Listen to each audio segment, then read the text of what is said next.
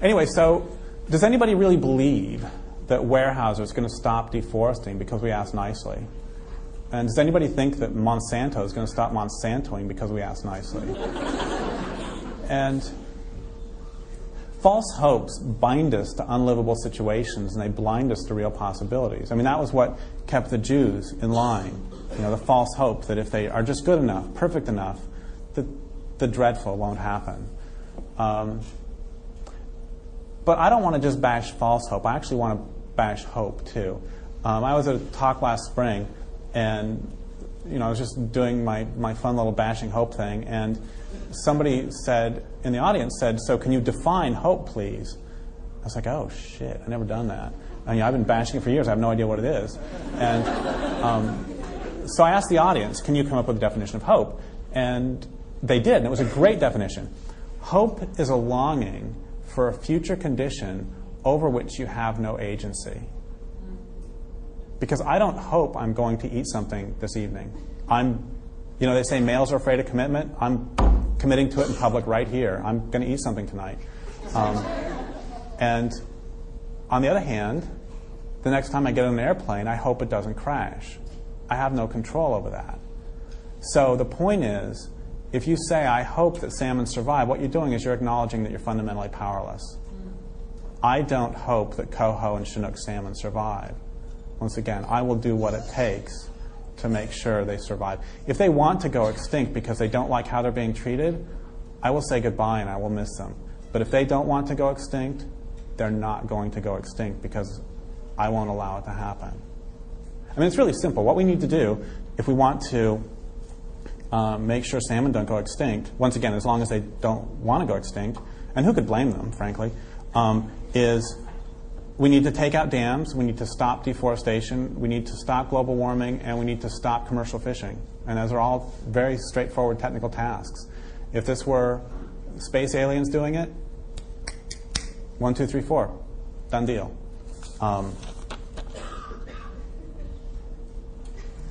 Okay, the longer, if our culture is not going to undergo any sort of voluntary transformation, if we don't put a halt to it, civilization will continue to eviscerate the vast majority of humans and to degrade the planet until it, civilization, and probably the planet, collapses. The effects of this degradation will continue to harm the humans and non-humans for a very long time. 7th premise.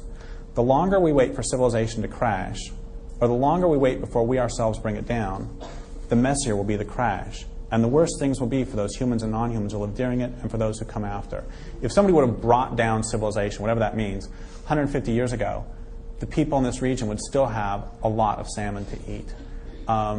If it would have happened 200 years ago, people in the Midwest and New England would still have passenger pigeons to eat. I mean, passenger pigeons and salmon and Eskimo curlews and all of them have the right to survive. Of course, we'll talk about rights in a second. Have the right to survive on their own. But even on the level of straight calories, there's going to be people 50 years from now on the Columbia River. They'll be glowing for one thing, and they'll be saying, "Now there are no salmon here, and I'm starving to death because you allowed those in power to have cheap electricity for beer cans," and that's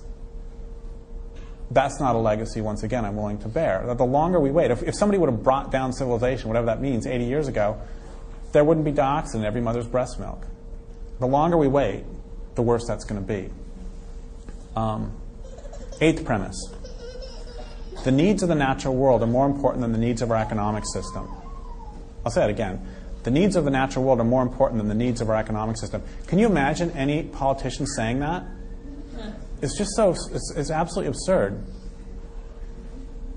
The psychiatrist R.D. Laing came up, oh my God, we have 45 minutes. Good, I was thinking we had like 15 minutes left.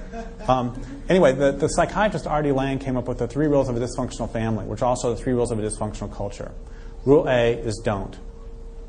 Rule A1 is rule A does not exist. And rule A2 is never discuss the existence or non-existence of rules A, A1, or A2. And what this meant within my own family structure is that we could talk about anything we wanted except for the violence that wasn't happening. And then, of course, we couldn't talk about the fact that we couldn't talk about the violence that wasn't happening. And then we also couldn't talk about the fact that we couldn't talk about the fact that we couldn't talk about the violence that wasn't happening. And then in addition, we couldn't talk about the fact that we couldn't talk about the fact that we couldn't talk about the fact that we couldn't talk about the violence that wasn't happening. One more thing. We couldn't talk about the fact that we couldn't talk about the fact that we couldn't talk about the fact that we couldn't talk about the fact that we couldn't talk about the violence that wasn't happening. Because if we would have talked about the fact that we couldn't talk about the fact that we couldn't talk about the fact that we couldn't talk about the fact that we couldn't talk about the fact that we couldn't talk about the violence that wasn't happening, there would have been violence happening for us to not be talking about. Is that clear?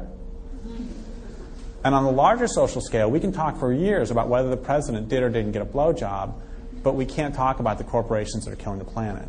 We can talk about Pedro Martinez and why did they spend so much on Raul Ibanez?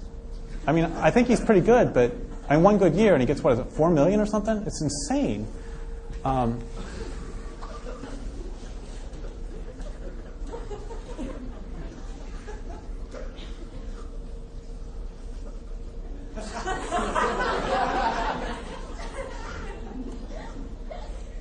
don't know if this happens to you, but sometimes a vision of Angelina Jolie will rise up before me. She'll stand suspended in space. Makes me happy. It also makes me a little nervous, too. I don't think she has very good taste in men. Who's the new guy? God damn him. He's a bad boy, too, but it's an improvement over Billy Bob. Oh, my God. You know the thing about the vial? They each had a vial of the other person's blood around their neck? Do you know that? And then do you know where she has his name tattooed? Oh, my God. I'll bet she was wishing his name was Ed. Speaking of genitals, did you know that Nicole Kidman does not like to wear underwear? I read that in the newspaper, so it has to be true. I'm sorry, does anybody know what's the indigenous name for this place? No, this place. I'm sorry? Cheatwood? And what's the indigenous name? What did the indigenous people... That's where it was. Oh, okay. Okay. I find it really strange that I know what is on Angelina Jolie's genitals and what is not on Nicole Kidman's, but it took me about 2 years of living where I do to learn that there was a massacre of about 250 Indians about 2 miles from where I live at a place called Yantakit. And then if you go another mile, there was another massacre at a place called Achelet. And if you go a mile over here, there was a massacre at a place called Lake Earl. And it's so weird that I know that Ivan Rodriguez just signed a 4-year contract with the Detroit Tigers, and which I think is a little bit, 4 years for a catcher his age, I think is not a very good move. And I can't name 15 species of plants and animals who live within 150 yards of my home who've been harmed by civilization. I can't even name 10 species of plants who live within 100 yards of my home that are edible. Blackberry, huckleberry, salal, blackberry. You know, somebody told me that, I mean, I know about dandelions, but the local dandelions actually aren't dandelions, I found out, and they're actually not, down where I live, in Northern California, they're actually not edible. I found that out. I was thinking, I know they're not plants, but it's close enough. Those big red mushrooms, the white dots, I'm thinking about trying one of them next year.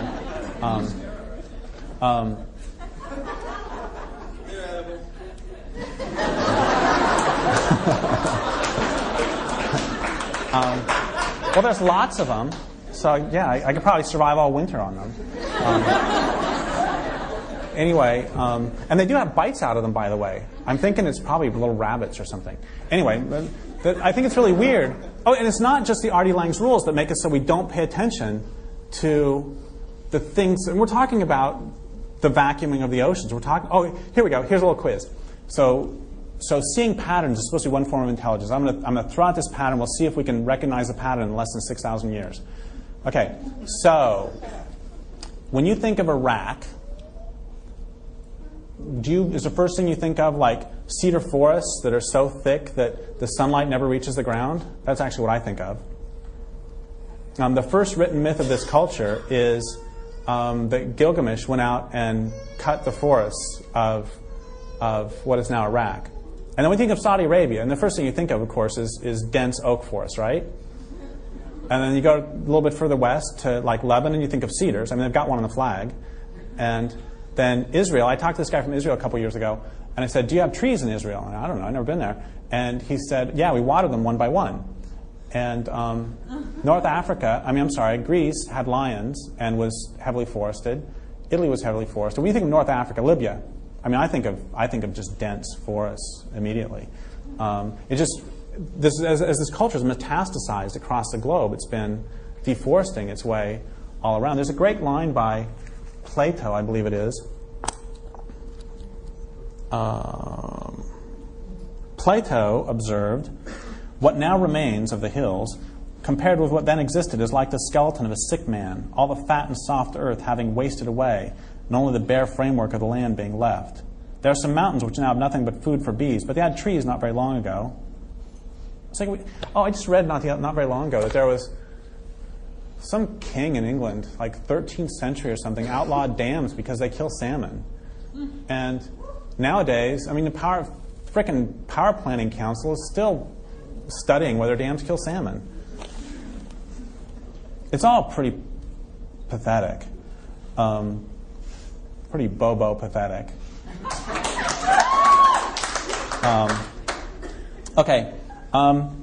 Any economic or social system that doesn't benefit the natural communities on which it's based is unsustainable, immoral, and really stupid. Sustainability, morality, and intelligence, as well as justice, requires the dismantling of any such economic or social system, or at the very least disallowing it from damaging your land base. Oh, I never finished my deal a minute ago about the perception, that it's not just Artie Lang's rules that make it so we can't see. In the 1960s, this guy Lester Laborsky did this experiment where he attached electrodes to people's eyeballs, and they would track where they would look, which makes me think it was probably John Ashcroft's uncle or something. And it's like, here you go, Johnny, a nice little Christmas present. And what he found, he showed people photographs, and what he found is if the photograph contains something that the person found morally objectionable or that threatened their worldview, their eyes would never once track to it, not once. Which means that they would see it out of the corner of their eye, and they would know where not to look. So, for example, he showed people photographs. In the background was a man reading a newspaper, and the foreground was a silhouette of a woman's breast. And the people who found nudity morally objectionable, their eyes would never once track to the breast. Never once. And when they were asked later, was there a breast in the photograph, they would say no. And they weren't lying, except unconsciously to themselves, because they never saw it. They never looked there. It's like I had this friend who said she wishes she could just shake George Bush, which I like that part. And then she said, I would just say to him, that you could do so much to slow deforestation or stop deforestation. How about that? So much to stop global warming, so much to stop militarization. Huh? And I said to her, look, I know exactly what he would say to you. He would say, I have no idea what you're talking about. Which, of course, with George Bush would come from multiple sources.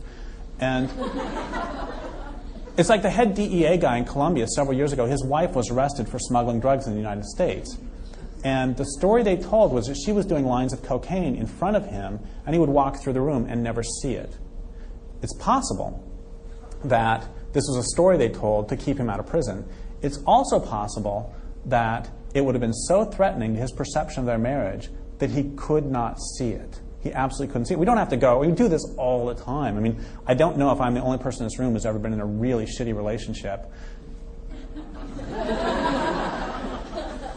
It's nice to be among a support group. Thank you. I mean, there's nothing worse than me saying that at a talk, and it's just dead silence in the room. It's like, well, I'm feeling kind of vulnerable now. Anyway, so I mean, there was no evidence at all that she's the single most selfish person in the entire world. The evidence wasn't there. And then,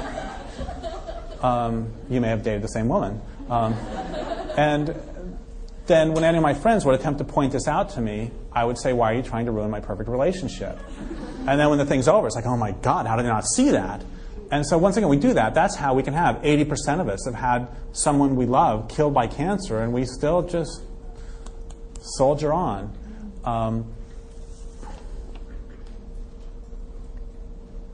Did I mention, by the way, that the Jews who participated in the Warsaw Ghetto Uprising had a higher rate of survival than those who went along?